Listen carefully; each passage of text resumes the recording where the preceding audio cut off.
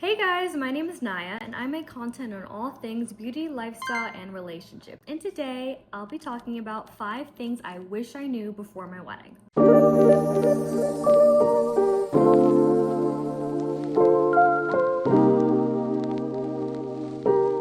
This year, I got married on May 17th, 2024 to the absolute love of my life. We had an amazing time, we had a full weekend event, and it was very, very eventful. And although it took almost 2 years of planning, there are still things that I wish I knew before this whole process that I want to share with you. Listen up.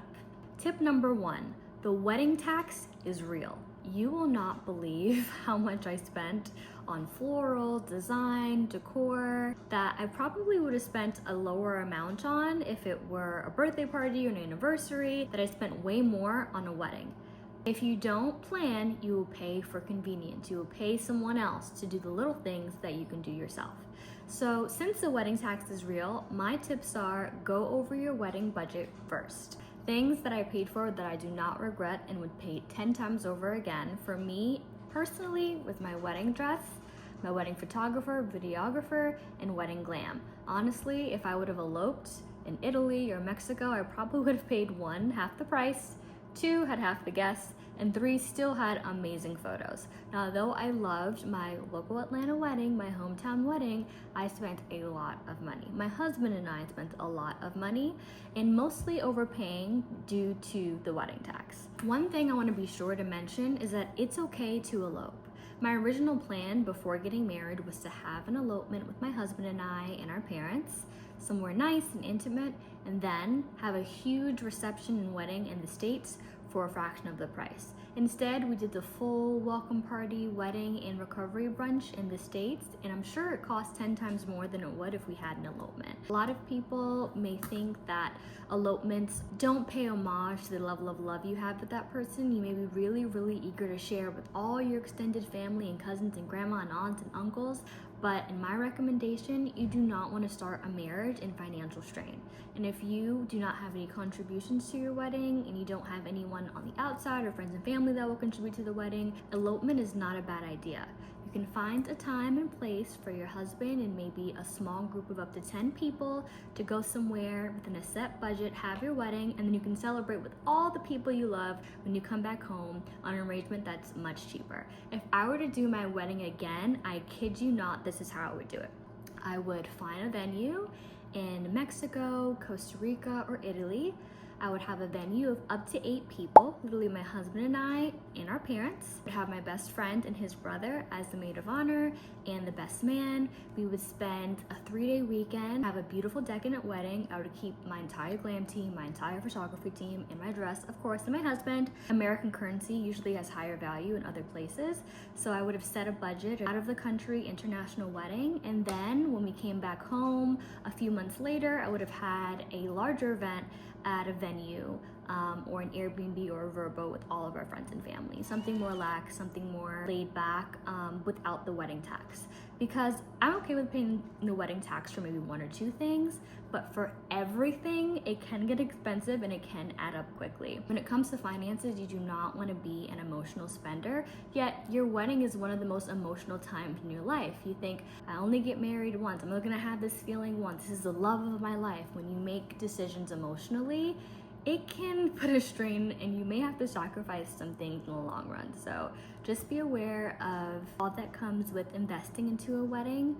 Make sure you sit down with your husband and your partner and discuss how much you're willing to spend, and put line items on things that are most important to you so you budget those out first. Once you have your high line items, you're able to negotiate on things that are not as important to you in the long run. Make sure you have a financial plan and a financial budget and someone to hold you accountable. It is no one else's job to save you money and to be cautious of your financial future but you and your +1. Tip number 2, less is more. And I mean less is more with everything. guest count, elaborate decor, multiple dresses. You may spend 6 months to a year to maybe even 2 years on your wedding day. You do so much planning, but remember, this is maybe like a 5 to 7 hour event. Less is more. I can promise you, if you invite 100 people to your wedding and 100 people RSVP, expect at least 5 to 10% of people to not show up. It could be because of weather, because of illness, because of finances. Everyone who says they're going to come is not guaranteed to come. It happens. Life happens. Don't overexert yourself trying to accommodate 100 people and make everyone happy. This day is about you and your spouse and the love and the connection that you have. Tip number 3 is be present. I cannot express this enough. Once the day comes, there's no more planning left to do. There's no more stressing that needs to be had. Whatever's going to happen, whatever's meant to happen, will happen that day. Rain, sleet, or snow, the day is here, the deposit is put down, people who have shown up have made it. Be present. Be present. Live in the moment. Appreciate everything around you. Make sure that you take it all in, because this is an amazing time with people that you love that you're not guaranteed to get again. Really think about it. When is another time that your entire family is in one room together? Both your spouses and yours, all celebrating you, all showing love, showering you with appreciation and affection.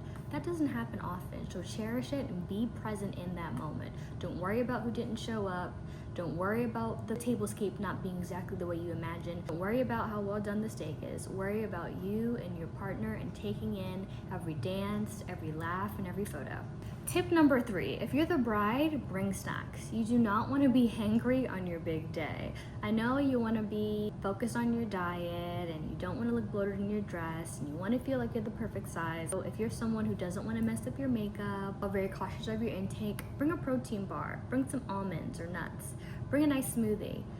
Just make sure that you have options for food during your big day. A lot of people forget to eat. You have a lot of anxiety, a lot of nerves, but you don't want that emotion to sit in. You don't want any unnecessary stressors on this big day. Tip number 4, do not change your beauty routine around the time of your wedding. I am someone who really loves a medium or thin brow, and because laminated eyebrows are really big this year around the time of my wedding, soap brows, laminated brows, I decided to get my eyebrows laminated and tinted the week of my wedding.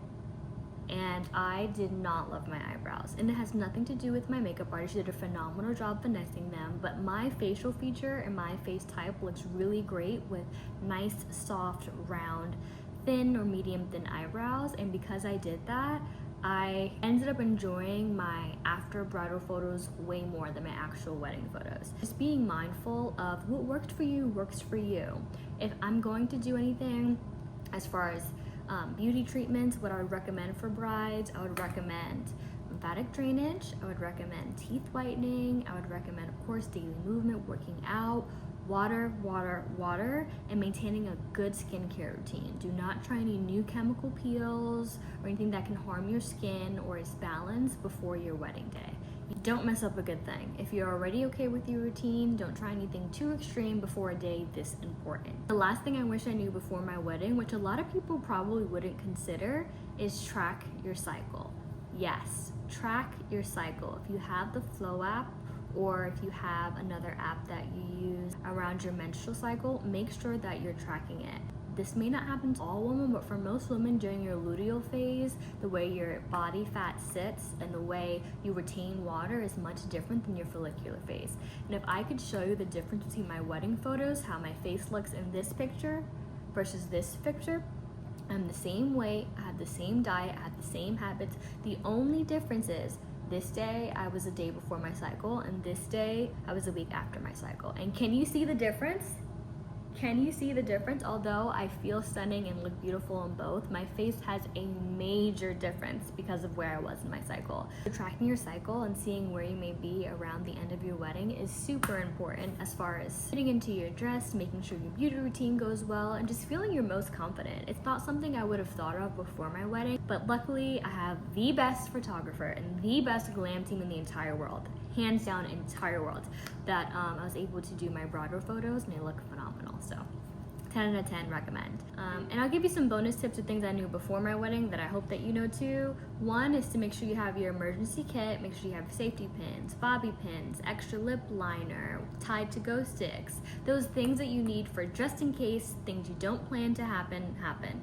Secondly is remembering your skims. Your faja, your shapewear, it is so important to maintaining the silhouette that you want for your big day. Lastly, if you are a designer shoe girly, if you will be wearing your Louboutins, if you will be wearing your Jimmy Choos, your Tom Fords on the big day, and you are not a normal heel girl, buy some numbing cream. I have all of my bridal recommendation kit stuff in Amazon storefront, so make sure to click the link below. If you've made it this far, thank you for watching the full video. If you want to know more about bridal tips that I have, make sure to comment down below. I'm doing a mini series on bridal content on this channel for things I recommend for brides in the future. My next advice video will be 10 unique things that I did for my wedding, and I hope you guys enjoy. Stay tuned, make sure to like, comment, and subscribe. A new vlog will be out for you next week.